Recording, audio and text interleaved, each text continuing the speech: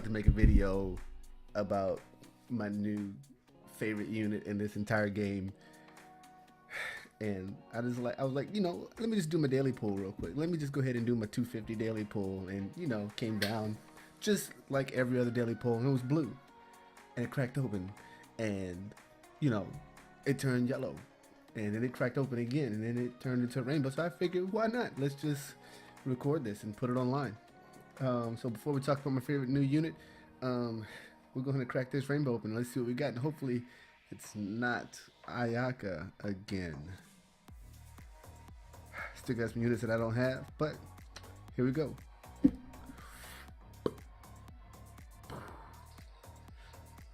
Give me something good, something I don't have. Hey, I will take it. I will take it. Pull 5-star Aiko from a 250 daily pull. I will take it. What can she do anyway? She's a summoner, I know that. I gotta watch a video on her. Alright, we got a new unit to test out and play around with. Can't be mad at that. Alright, so look. This unit, in my opinion, makes every team, or most teams, like just that much better. Okay, she can use damage mitigation moves, like similar to spread shield, where it can stack with a physical and it can stack with a magic damage mitigation. She can reduce 50%, reduce defenses for one enemy by 50%. And imperil 50% in two different elements and two different moves now. So you got a fire and a wind.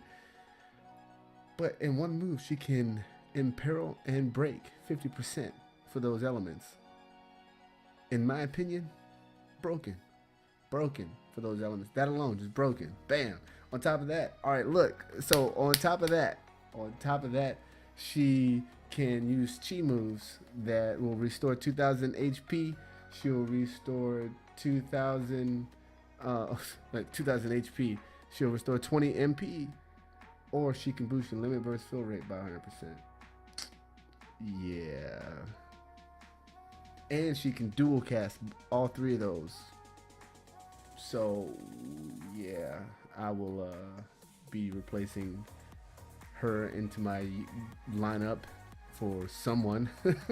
Someone. Maybe I need to switch around my kind of tank that I use. I'm a Wilhelm kind of guy, so maybe we have to switch it up a little bit, because he's not AOE, so I be having to use Warrior of Light from time to time. Anywho, she is super duper fantastic. Alright, let's take a look real quick. Alright, this move, Eternal Blossoms. Reduce damage taken for all allies for 3 turns. I want to say, what was it? Let's take a look at the percentage real quick. Here we go.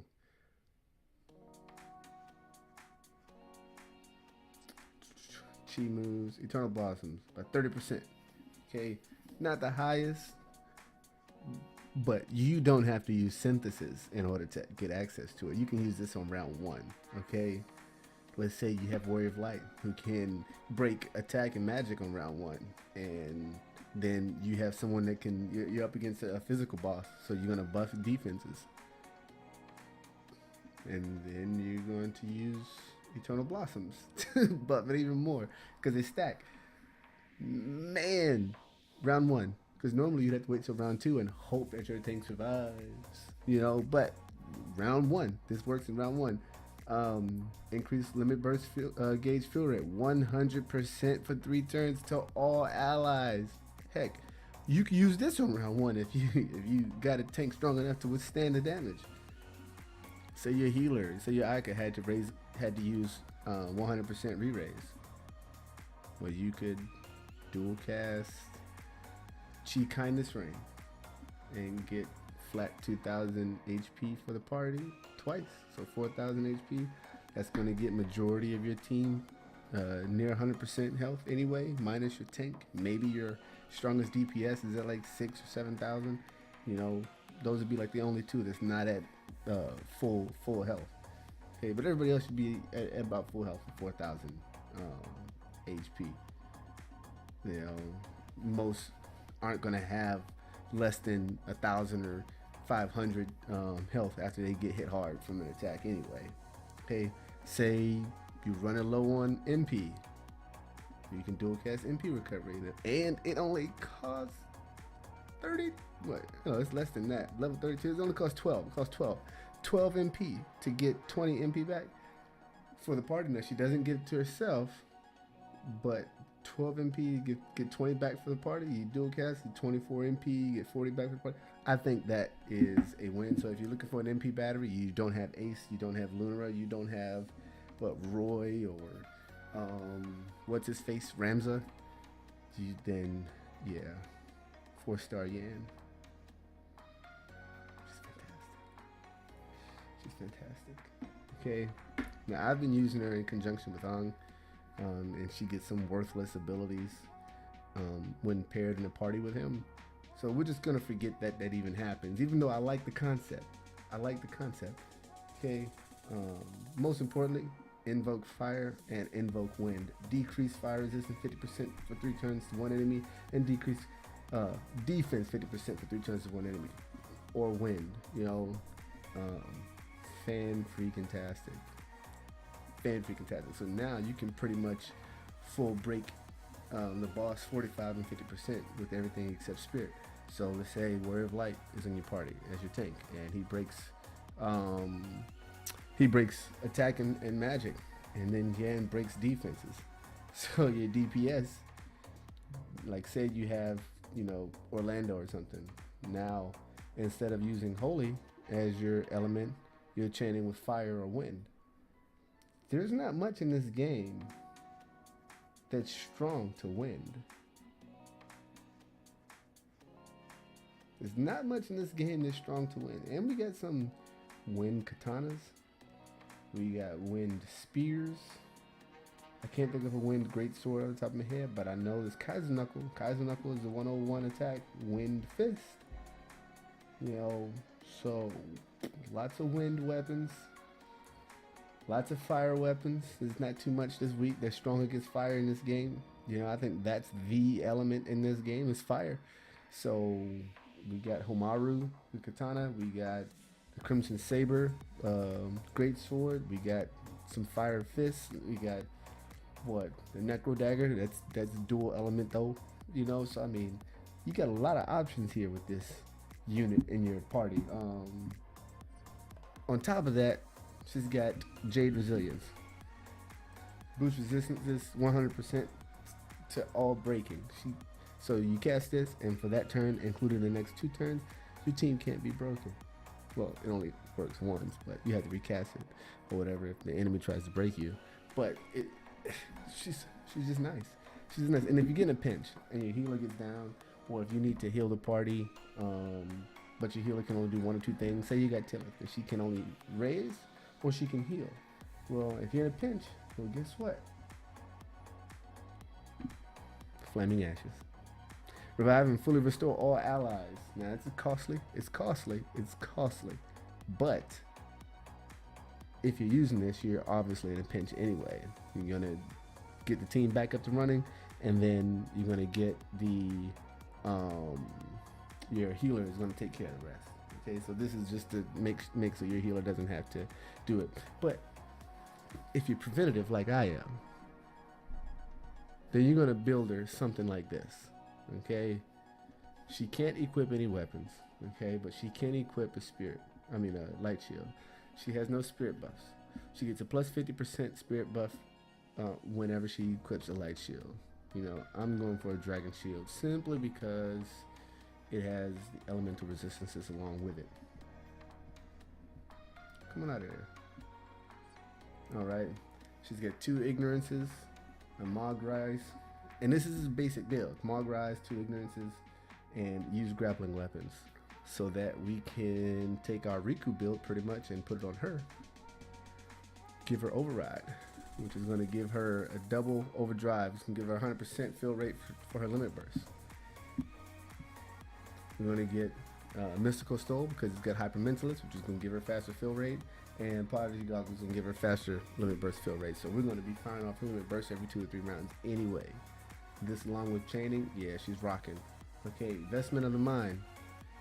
It gives her 3% MP refresh because, you know, she doesn't get MP back when she uses her chi skill for MP refresh. So we're going to give her MP back. Which on top of her MP refresh anyway. So she gets a 5% innate MP refresh. And the Investment of the Mind is going to give her another 3%.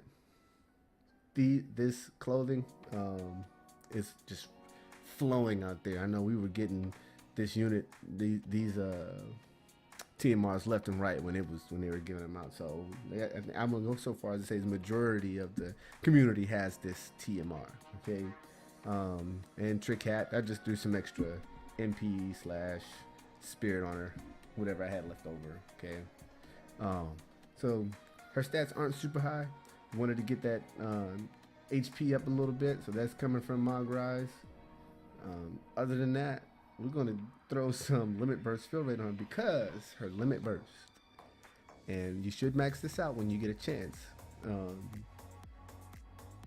It's just like Riku's in the sense that you get a 3-turn auto re-raise for the entire party, but she gives you elemental resistances on top of it. So just like Riku gives it gives 40%, I think it's 40% elemental buffs with Hypernova all, she's going to give it to you with her limit burst. Okay, and if you max it out, you get 64% elemental resistances across the board. Broken. Okay,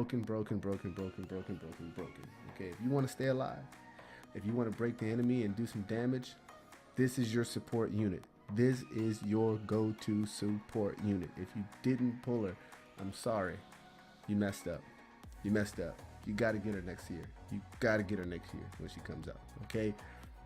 This unit, and if you can pull Ong, because I love Ong too, you know, then they're going to go hand in hand.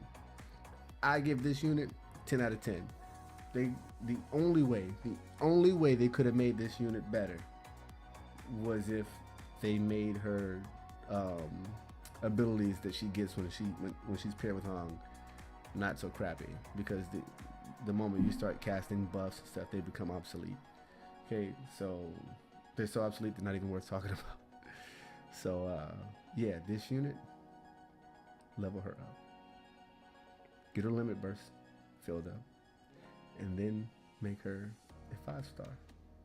Then level her up again, max her limit burst, and then make her 6-star. She is broken. You will not be upset. You will not be upset at this unit.